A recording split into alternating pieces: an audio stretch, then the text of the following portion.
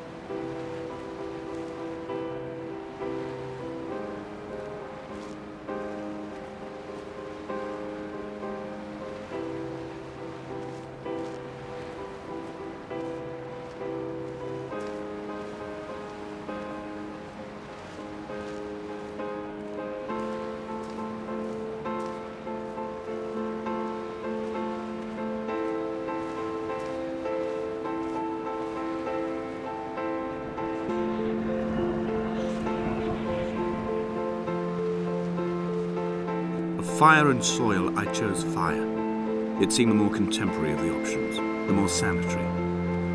I could not bear the thought of the reassembly of such a ruin. Stitching arm to shoulder and femur to hip, charting a line of thread like traffic stilled on a motorway, making it all acceptable for tearful aunts and traumatized uncles flown in specially for the occasion. Reduce to ash, mix with water, make a phosphorescent paint for these rocks and ceiling.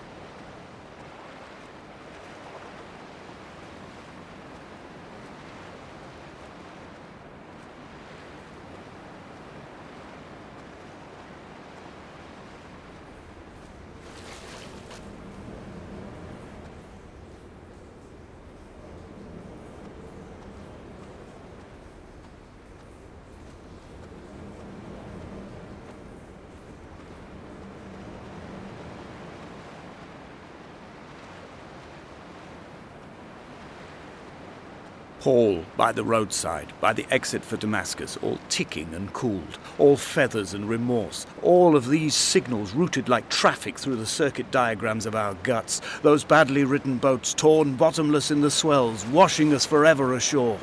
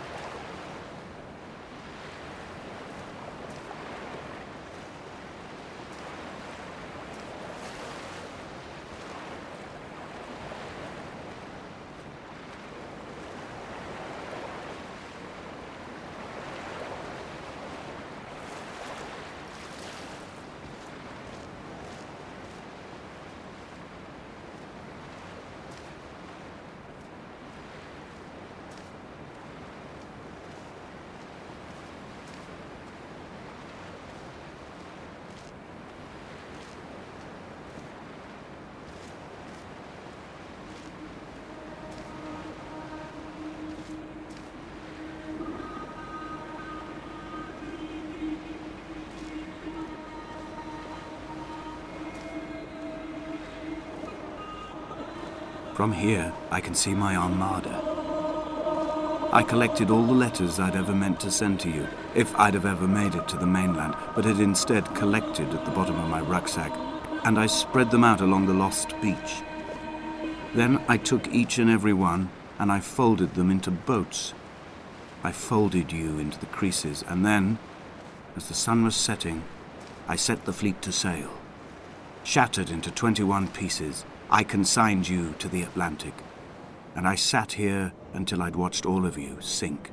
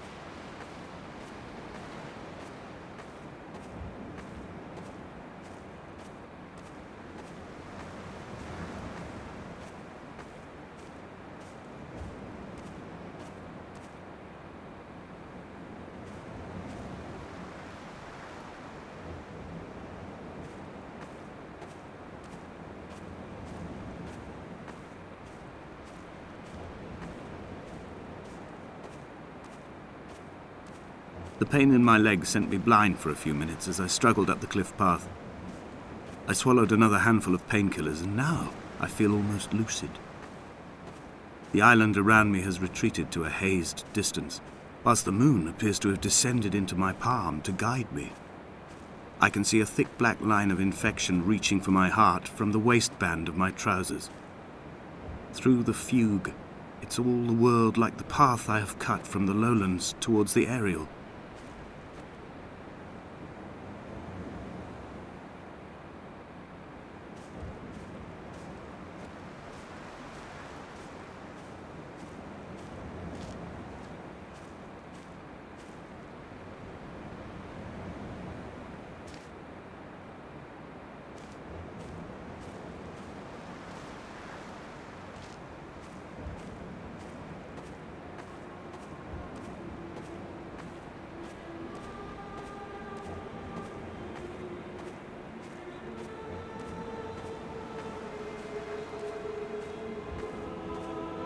I've begun my voyage in a paper boat without a bottom. I will fly to the moon in it. I've been folded along a crease in time, a weakness in the sheet of life. Now you've settled on the opposite side of the paper to me. I can see your traces in the ink that soaks through the fiber, the pulped vegetation. When we become waterlogged and the cage disintegrates, we will intermingle. When this paper aeroplane leaves the cliff edge and carves parallel vapor trails in the dark, we will come together.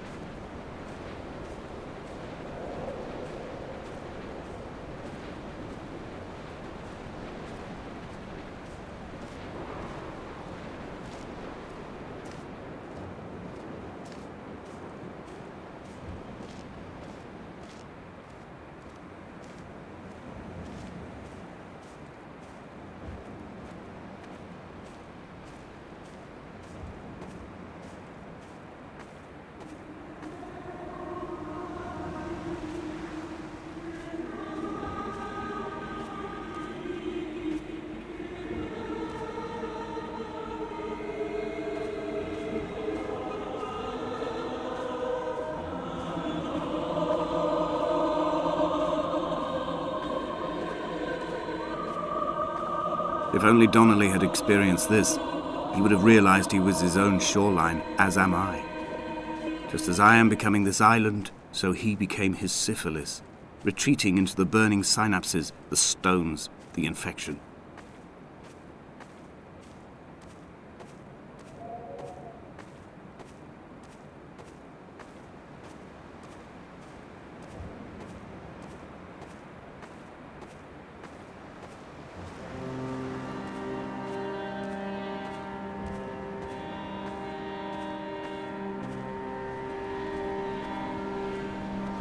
The stones in my stomach will weigh me down and ensure my descent is true and straight. I will break through the fog of these godforsaken pills and achieve clarity. All my functions are clogged, all my veins are choked. If my leg doesn't rot off before I reach the summit, it will be a miracle.